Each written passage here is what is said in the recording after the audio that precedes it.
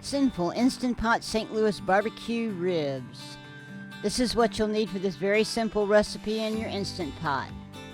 We're going to go ahead and season our ribs with the Cynful barbecue rub. This is for pork and chicken, or chips for that matter. And pat it in. Do all sides, get it all over there. Now, you can do this in two ways. I just went ahead and put the ribs in on a trivet, just like this, and right along the sides, and we're just going to kind of line them up, bend them around the edges. You can put your apple juice in before you do this, or like I'm going to do here afterwards. If you're worried about it splashing too much and knocking the seasonings off, then do it beforehand.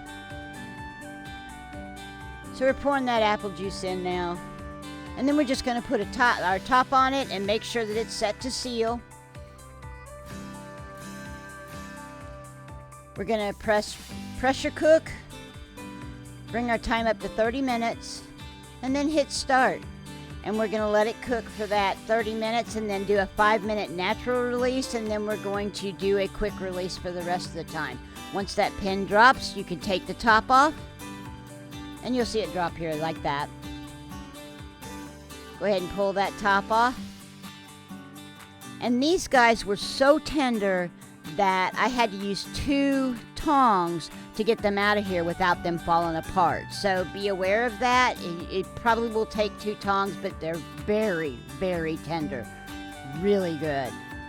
So I put them on a foil-lined baking sheet with a rack and then went ahead and painted them with my barbecue sauce.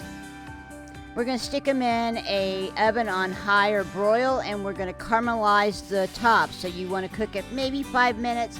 You don't want to burn it, but it'll look like that. And those are really good ribs. Make sure you have plenty of napkins. You'll need them.